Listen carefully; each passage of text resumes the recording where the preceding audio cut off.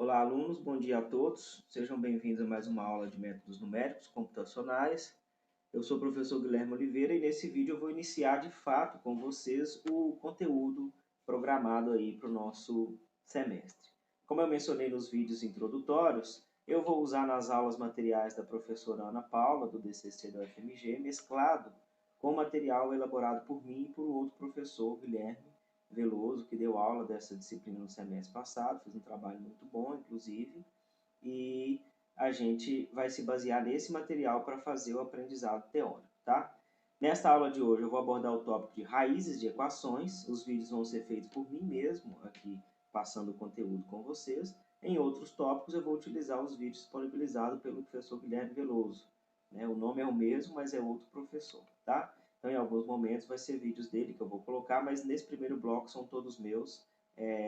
E assim que a gente vai iniciar o semestre, vou mesclando aí o material, tá bom?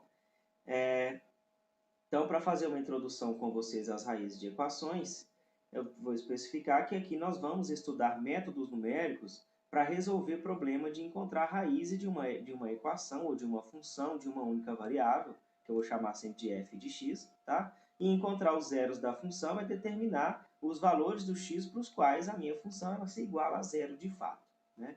Em contextos gerais, em funções gerais, essas raízes elas podem ser reais ou complexas, tá? Mas aqui a gente vai considerar apenas os casos em que a f é uma função real de uma única variável x e onde as raízes que a gente quer determinar também são raízes reais, ou seja, a gente não vai abordar aqui contexto de funções que podem ser complexas e que gerar também raízes complexas para a gente, tá?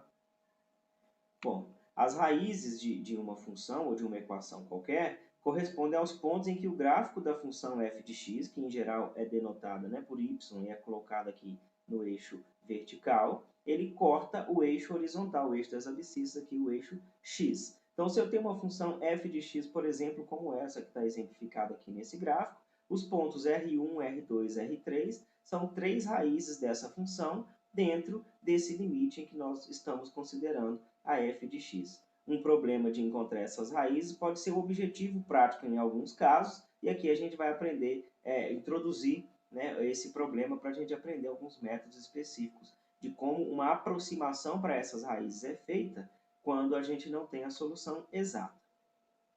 Para funções de primeiro grau, polinômios de primeiro grau e polinômios quadráticos, por exemplo, o encontro das raízes ele é feito de forma analítica simples, porque podem existir algumas fórmulas, alguns resultados teóricos já disponíveis para que isso seja feito. Por exemplo, em polinômios do segundo grau, a gente sabe que o uso daquela fórmula de Bhaskara vai me retornar as duas raízes possíveis para esse polinômio. Então, a gente encontra analiticamente essas raízes. Só que em contextos mais gerais, quando a gente tem funções bem mais complicadas, às vezes envolvendo funções trigonométricas, uma mistura de diferentes tipos de funções, nem sempre a gente consegue encontrar analiticamente os zeros da função. E se esse for o objetivo, então, a gente recorre a métodos numéricos para fazer aproximações para essas raízes.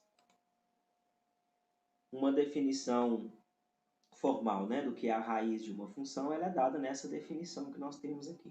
Seja f uma função com domínio AB, que retorna para a gente, né, nos números reais, é uma função, então, um ponto R dentro de um domínio AB é dito ser um zero ou uma raiz da função f se esta função avaliada no ponto R ela é igual a zero. Então, graficamente, aqui está uma função para a gente usar como exemplo, uma função simples, onde a gente até diretamente conseguimos achar as raízes, né? A gente consegue ver dessa função que, se o x é igual a 1, ou igual a 2, ou igual a 3, essa função ela é igual a zero. Então, a gente fala que o x igual a x1, x igual a 2, x igual a 3, são raízes dessa função no domínio aqui onde a gente está considerando. Essa é a definição formal de raiz. Quando a gente vai usar algum método numérico para aproximar as raízes de uma equação, existem duas etapas que são utilizadas. A primeira etapa é o que a gente chama de isolamento das raízes. O que se trata isso? É a gente determinar um intervalo AB em que eu tenha uma raiz dessa minha função. Após eu encontrar um intervalo onde eu tenho uma raiz da minha função, eu vou passar para o processo de refinamento. da minha solução. Ou seja, dentro daquele intervalo AB, eu vou criar uma sequência x0, x1 até um xk, quantos passos forem precisos nesse meu processo iterativo de encontrar uma função, e aí eu vou, para cada valor especificado nessa minha sequência, eu vou utilizar alguma regra para definir se aquilo me retorna uma boa aproximação para a minha raiz que eu estou procurando. Tá? Esses métodos baseados no isolamento das raízes a partir de um intervalo, eles são chamados de métodos fechados.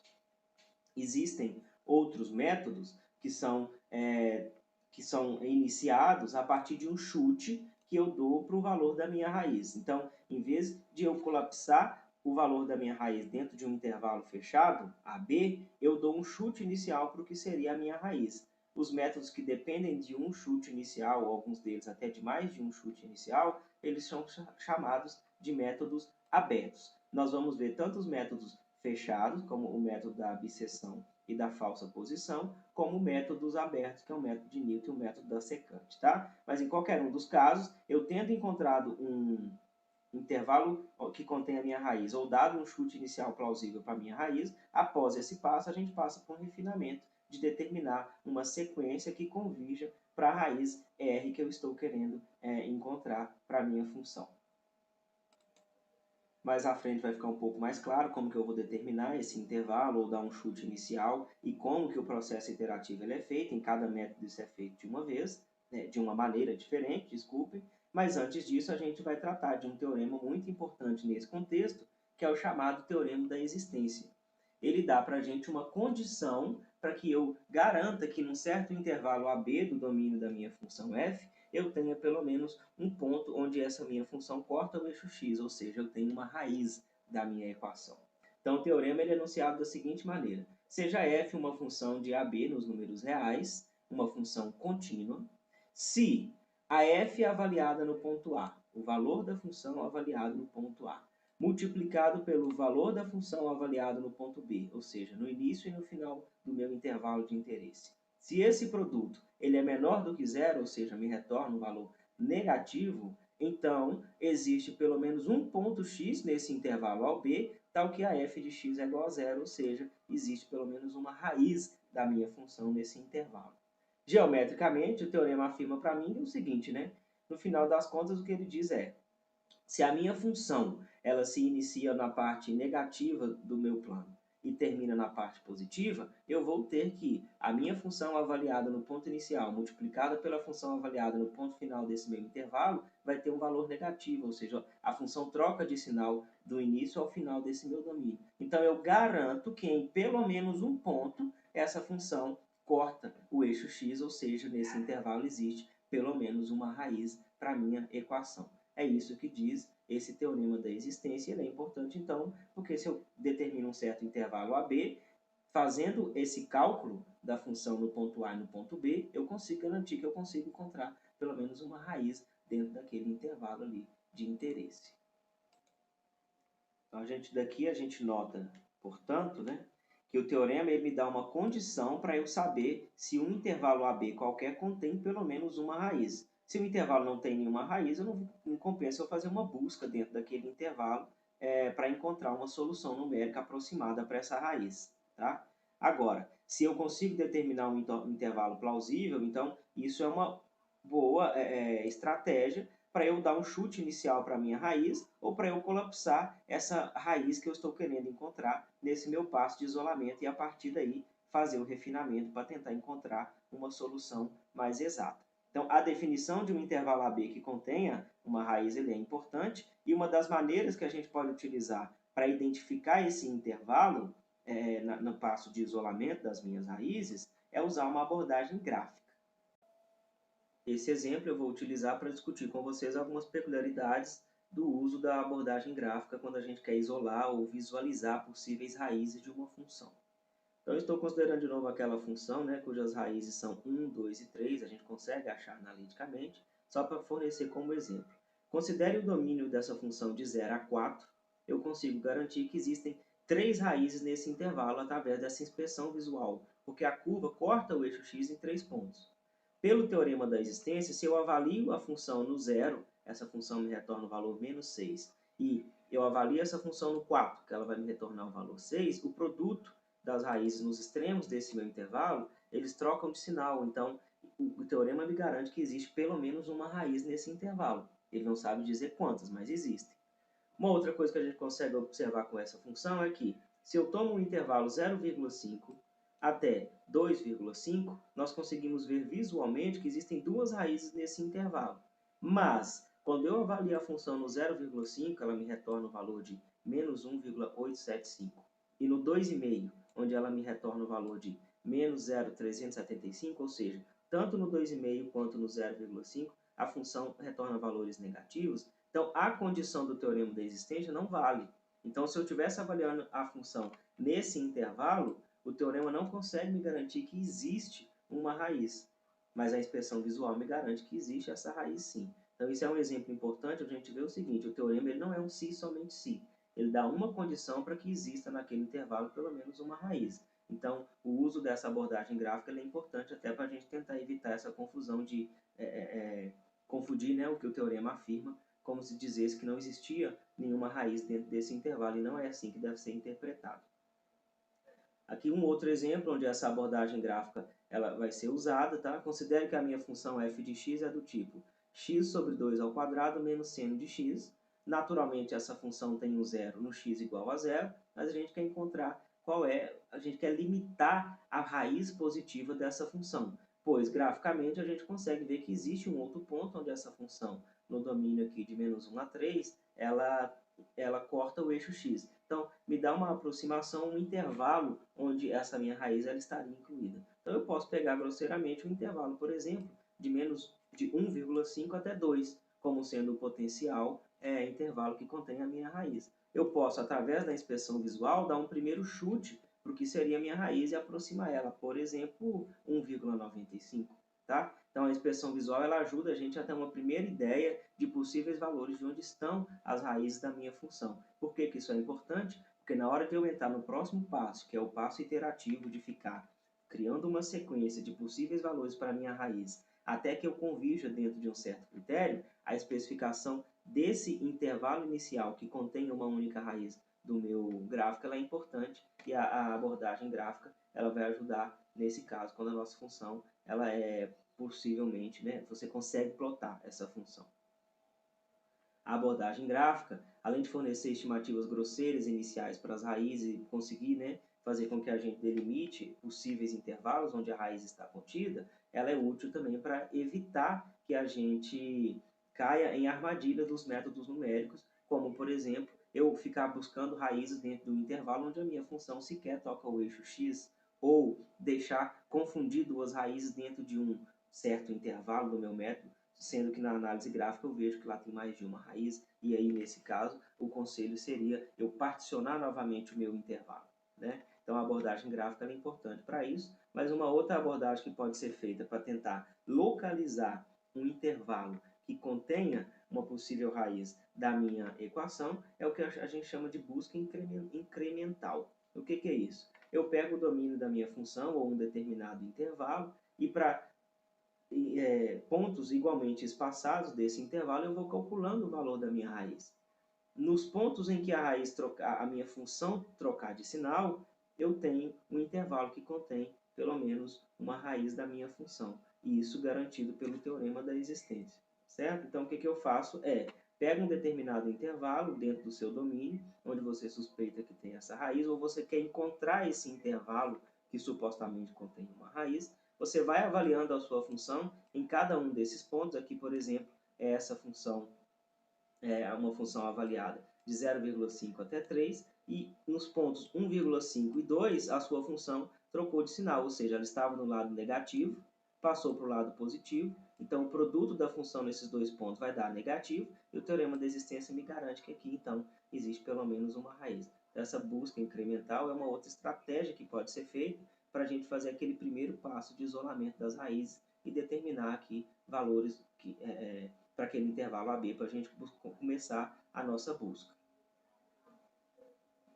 Aí uma coisa importante também, um resultado teórico que nós precisamos ter em mente, além do teorema da existência, é o teorema da unicidade. Porque o teorema da existência só me fala o seguinte: se a sua função, no começo do seu intervalo e no final, ela troca de sinal, eu garanto que exista pelo menos uma raiz dentro desse intervalo. Ele não garante quantas, e se é só uma, se são duas, são três ou quantas são, né? Esse teorema da unicidade, ele é enunciado de forma que ele consegue mostrar para a gente, ou garantir para a gente, que existe uma única raiz dentro de um certo intervalo AB. Como que isso é feito? Sob as hipóteses do teorema da unicidade, ou seja, eu tenho uma função contínua real ali dentro do intervalo AB, se a f' de x, ou seja, a primeira derivada da minha função com relação a x, existir e preservar o seu sinal dentro do intervalo AB, então este intervalo contém um único zero da minha função, uma única raiz. Graficamente, o que esse teorema da unicidade está nos dizendo é que, para cada intervalo AB que eu estiver interessado em analisar, se eu for capaz de calcular a derivada da função e fazer o gráfico dessa função, ou avaliá-la ao longo desse intervalo completo, se a minha derivada não muda de sinal, eu garanto que existe apenas um ponto onde essa função corta o eixo x dentro desse intervalo. Então, se a minha derivada for sempre positiva, né, e está relacionado com a inclinação da sua curva, ou se ela for sempre negativa, há garantia que naquele intervalo existe exatamente uma raiz da sua função. Se a sua função avaliada em AB, as derivadas dela em algum ponto ela troca de sinal, quer dizer que você não pode garantir que exista somente uma raiz dentro daquele intervalo. A gente não vai ficar provando isso teoricamente, avaliando as derivadas, mas eu só preciso passar isso para vocês terem em mente que existe uma maneira de, em um contexto onde eu estou avaliando e tentando encontrar possíveis raízes de uma função, eu consigo determinar que num certo intervalo que eu encontrei por ajuda de um gráfico ou por busca incremental, eu consigo provar que naquele intervalo existe exatamente uma raiz. E a partir dali, eu vou dar um chute inicial ou eu vou usar algum método apropriado para encontrar quem é essa raiz e retornar um valor mais próximo para ela. Tá? Então, esses resultados teóricos são importantes nesse contexto. Eu vou entrar aqui agora num exemplo, tá? Onde a gente vai considerar a seguinte função. A função minha f de x é raiz de x menos 5 exponencial de menos x. Eu quero encontrar o zero dessa função, cujo domínio são os números reais positivos. Tá? Então, eu quero encontrar um intervalo de tamanho unitário em que haja ao menos uma raiz dessa equação. Se encontrar qualquer intervalo unitário aqui, já está respondendo ao exercício. Então, o que eu posso fazer? Eu posso pegar e fazer o gráfico dessa função e tentar localizar ali onde essa função, uma região onde essa função corta o eixo x, essa seria a análise gráfica, ou eu posso fazer uma busca incremental. Qual é a ideia da busca incremental? Eu pego, idealmente, né, o ponto inicial do meu domínio da função, ou seja, x igual a zero, e dado para uma certa unidade, eu vou criando incremento em valores de x e calculando a função para cada um deles. Como a gente quer intervalos de tamanho unitário, esse incremento foi de tamanho 1, então começando do zero, onde a f de x vale menos 5, eu avalio a f de x também no ponto igual a 1, então a f de 1 deu menos 0,839. Como ela não mudou de sinal, eu não consigo garantir que existe pelo menos uma raiz nesse intervalo unitário, pelo teorema da existência. Tá? Incrementando mais uma vez esse meu intervalo e avaliando a função no x igual a 2, a gente tem que o valor é 0,737. Houve uma mudança de sinal, a minha função era negativa no x igual a 1, passou a ser positiva no x igual a 2, então eu consigo garantir que existe pelo menos uma raiz dentro desse meu intervalo. Então, no intervalo 1, 2, eu garanto que existe pelo menos uma raiz. Isso pelo teorema da existência. Agora, a garantia de haver apenas uma raiz para essa função no intervalo 1 até 2, qual é a maneira da gente verificar isso? Eu teria que fazer a primeira derivada da minha função. Essa a gente consegue até fazer simplesmente na mão. Eu não coloquei a expressão dela aqui, mas não importa, tá? Eu fiz a análise gráfica só para a gente verificar. Esse gráfico da esquerda é o gráfico da minha função f de x. Então, graficamente, eu também vejo aqui, ó, que no intervalo de 1 a 2, a minha função de fato ela tem um zero uma raiz da minha equação dentro desse intervalo, tá? E esse gráfico da direita é o gráfico da primeira derivada com relação a x dessa função. Então, como no intervalo de 1 até 2, o sinal da minha derivada ele não muda, eu garanto que nesse intervalo existe somente uma raiz. E essa raiz ela pode ser localizada, encontrada exatamente, usando algum método numérico, ou de forma analítica se eu conseguisse manejar essa função para isolar o x aqui, tá certo? Então, é só um exemplo a gente ver o uso do teorema da existência para localizar um intervalo onde tem pelo menos uma raiz, e a gente pode usar o teorema da unicidade sempre que for preciso provar que existe exatamente uma raiz só dentro daquele intervalo. Uma vez que o intervalo, né, que contém uma raiz, ele tenha sido definido, a gente vai passar para o segundo passo, que é gerar iterativamente uma sequência de aproximações para a raiz de f de x que eu estou procurando. Tá? Então, antes de estudar os métodos numéricos para geração das aproximações, a gente vai definir um critério de parada para o processo iterativo. Todos os métodos eles vão trabalhar iterativamente. Em cada passo, eu vou localizar uma possível aproximação para essa minha raiz e eu vou aprimorando essa aproximação até que um certo critério de parada ele seja atingido. Esse critério de parada ele vai depender de um parâmetro de precisão ou um parâmetro de tolerância da minha solução, que a gente vai denotar por essa letra epsilon aqui. Tá? Então, considerando que K é o passo do meu processo iterativo em que eu estou, existem diferentes maneiras de definir esse critério. Normalmente, essas daqui são as mais adotadas. A primeira delas é eu considerar que a distância em valor absoluto da minha aproximação no passo K com a aproximação para a raiz no passo K-1, ou seja, no passo anterior, é menor ou igual do que esse epsilon que foi estipulado. Então, se esse epsilon em geral é um número pequeno, tá? Se a distância, o que esse critério está me dizendo é o seguinte: se no passo K eu gero uma aproximação para a minha raiz que é muito próxima da minha anterior, e quem vai mandar no que é próximo é o valor do epsilon, então eu vou parar o meu processo interativo e vou aceitar que esse xk é a minha raiz que eu estou procurando para a minha equação. Um outro método parecido, mas que inclui aqui uma ponderação pela escala da minha variável, é dividir a diferença em valor absoluto da aproximação do passo k com o passo anterior pelo valor no passo k. Isso aqui é uma maneira boa da gente controlar, por exemplo, a escala da variável e evitar que quando eu estou trabalhando com números de magnitude muito grande, eu perca um pouco de precisão na minha aproximação. Tá? E uma outra maneira natural também que aparece de definir esse critério de parada é avaliar a função naquele ponto xk. Por quê? Na raiz, a gente sabe que exatamente na minha raiz a minha função vale zero. Né? Então, o que eu posso fazer para cada ponto xk que eu usar como aproximação para a minha raiz, eu vou avaliar a minha função. Se o valor em absoluto da minha função nesse ponto for muito pequeno, dentro do que esse meu epsilon vai determinar, então eu vou parar o meu processo interativo nesse passo k e definir que o xk já é um valor próximo o suficiente da minha raiz e que eu estou satisfeito com essa minha aproximação. Tá? Existem métodos de, por exemplo, eu adicionar um número máximo de interações para evitar que o meu programa ele fique rodando, meu algoritmo, né, fique rodando indefinidamente. Tá? A gente vai discutir isso em alguns casos, mas em geral são esses três critérios de paradas, um deles que vai ser utilizado aqui na disciplina. Então, no final das contas, essas classes de métodos, existem os métodos intervalares, que são baseados em duas aproximações iniciais que delimitam a raiz, ou seja, eu preciso, através de uma análise gráfica ou análise incremental, determinar um intervalo AB que contém uma única raiz da minha equação, e a partir daí existe um processo iterativo, como o método da bisseção, que vão determinar aproximações para a minha raiz. Os métodos abertos, eles vão envolver uma ou mais aproximações de chutes iniciais, mas que não precisa necessariamente ser um intervalo que vai delimitar a minha raiz. É, por exemplo, o método de Newton. Tá? Os métodos intervalares, quando eu tenho um problema bem identificado, eles convergem, existe a garantia de que eles convergem, mas essa convergência pode ser lenta, ou seja, eu preciso de muitos passos até eu atingir o meu critério de parada, se eu estou sendo muito preciso. Os métodos abertos, a gente não tem a garantia de que eles convergem.